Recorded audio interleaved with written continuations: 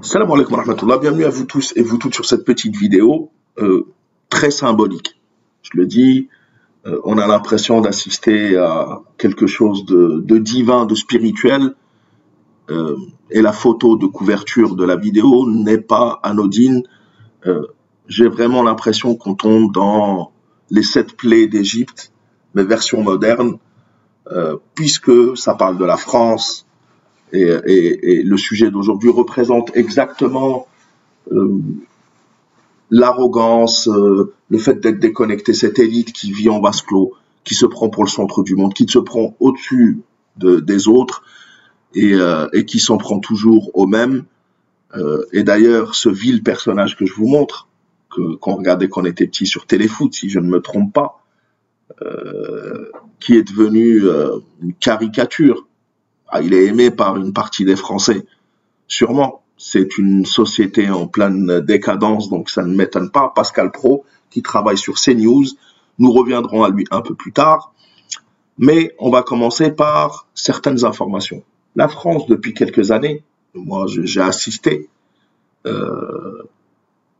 subit on a l'impression les foudres divines ou des maladies du Moyen-Âge, au-delà des poux. On entend tous parler, je pense que tout le monde le sait. Tu envoies ton enfant à l'école, tu as beaucoup de chances qu'il rentre avec des poux. Mais moi, j'ai assisté à l'arrivée des rats. Quand je dis l'arrivée des rats, c'est des centaines, des milliers de rats sur un territoire assez petit. La première invasion de rats que j'ai vue de mes propres yeux, c'était il y a plusieurs années, du côté de Saint-Michel, sur la place de la cathédrale Notre-Dame, où des centaines de rats grouillaient. Et c'était du jamais vu. Je ne voyais pas ça, du jamais vu. Je ne voyais pas ça, en tous les cas, quand j'étais plus jeune. Et ça, c'est la première fois que je voyais autant de rats grouiller, s'attaquer quasiment aux gens, vouloir leur voler leur bouffe, les poubelles, tout. C'était comme complètement hallucinant. Aujourd'hui, plusieurs années après, je vous assure que dans chaque ville, vous avez des dizaines de quartiers où on voit les rats sauter, sortir, une véritable invasion. Ça va mal finir. Ça va mal finir parce qu'on ne peut pas cohabiter, contrairement à ce que certains, comme on le voit dans l'article du 8 juin sur BFM TV, Paris, un comité créé par la mairie pour étudier la cohabitation avec les rats. Le rat a fini par transmettre une certaine maladie, il fut un temps qui s'appelait la peste, mais bon, continuer à... Mais c'est très symbolique. Un nouveau fléau qui s'appelle les punaises de lit. Les fameuses punaises de lit, qui sont en train d'envahir les maisons. On voit des vidéos de partout.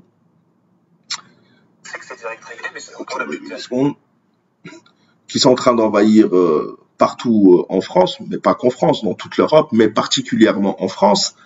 Et on a ce cher... Alors, ça fait des années, ça fait au moins 10 ans qu'on a entendu, la première fois qu'on a entendu parler de cette histoire, c'était dans les années 2010, 2013.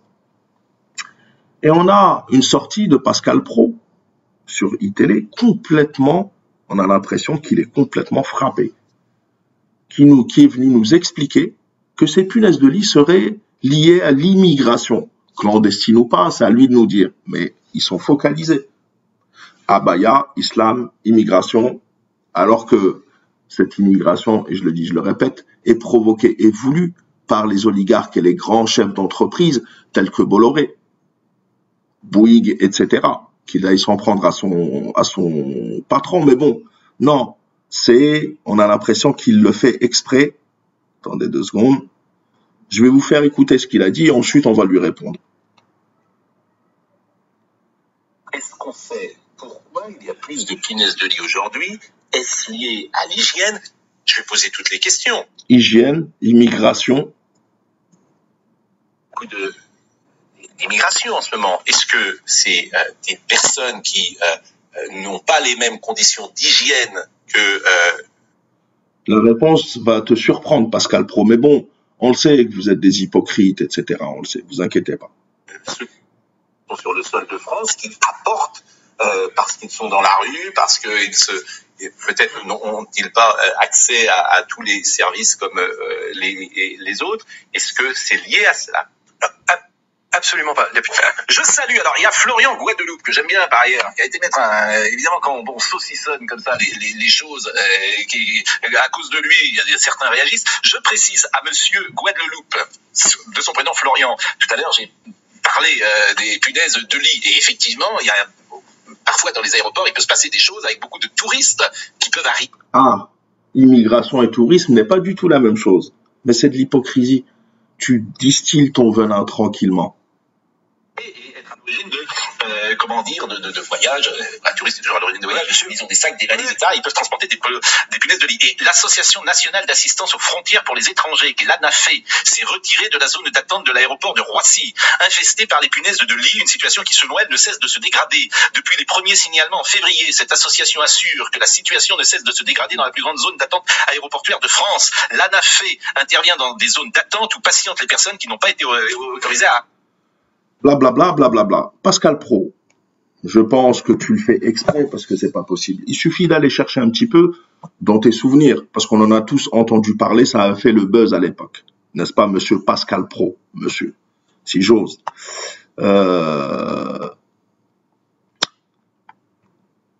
Il y a 10 ans déjà, punaise de lit, l'épidémie vient des beaux quartiers. Véritable fléau outre-Atlantique, aux États-Unis depuis plusieurs années, les punaises de lit, Cimex, ont pris leur quartier sur le vieux continent. Elles arrivent d'Amérique, avec des touristes riches, bien blancs, bien chrétiens. D'accord? Bien de chez toi, qui vivent dans les palaces d'ailleurs. La France n'échappe pas à cette infestation. Par les spécialistes, la question, contrairement au pouvoir public, etc. Pour le professeur Pascal Delaunay, et entomologiste, etc., comme pour son collègue Areski Izri, chef de service de l'hôpital, etc., des parasites pas assez pathogènes d'un point de vue strictement médical, ces insectes piqueurs, suceurs sont qualifiés de vecteurs neutres, en clair, sauf à prouver le contraire. Les punaises ne transmettent pas de maladie. Tout juste peuvent-elles provoquer des allergies à leur salive ou, dans des cas plus sévères, une forme d'anémie. C'est sans doute cette bonne nature qui leur sauve la vie. On nous dit que certains ont été poussés au suicide carrément. Sujet tabou chez les hôteliers. La France n'est pas épargnée par cette tendance. De plus en plus d'établissements haut de gamme se font épingler sur le net par des clients. Valérie M., propriétaire d'un hôtel étoilé dans un quartier romantique de la capitale, confirme l'effet est immédiat. TripAdvisor est une formidable caisse de résonance, etc., etc. Ceux qui prendront pension dans un hôtel de... alors attendez. Ces premières punaises, écoutez bien, se sont invitées dans la valise d'un client américain. Quelques jours plus tard, en juillet dernier, un de ses congénères passe une fort mauvaise nuit, réclame le remboursement de quelques centaines d'euros et repart avec les insectes piqueurs dans ses bagages. Ceux-ci prendront pension dans un hôtel à Londres, Rome ou Bruxelles. Un véritable cataclysme, résume le propriétaire. Le sujet est tabou dans la profession.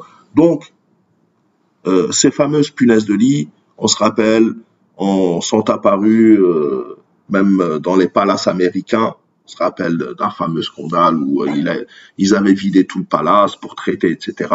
Sont venus par des touristes riches venus visiter votre France. Et c'est en train d'infester toute la France, et particulièrement Paris. À quelques mois des Jeux Olympiques, ça le fout mal. Les rats, les punaises, les poux. Elle sera la prochaine plaie d'Égypte, plaie de France, parce que c'est sûr, on ne peut s'empêcher de faire le parallèle presque humoristiquement entre tout ce que vous faites pour vous attaquer à la spiritualité des gens, pour ne pas dire autre chose, le bas niveau de vos débats, abaya, pas abaya, doit-on, pas doit-on,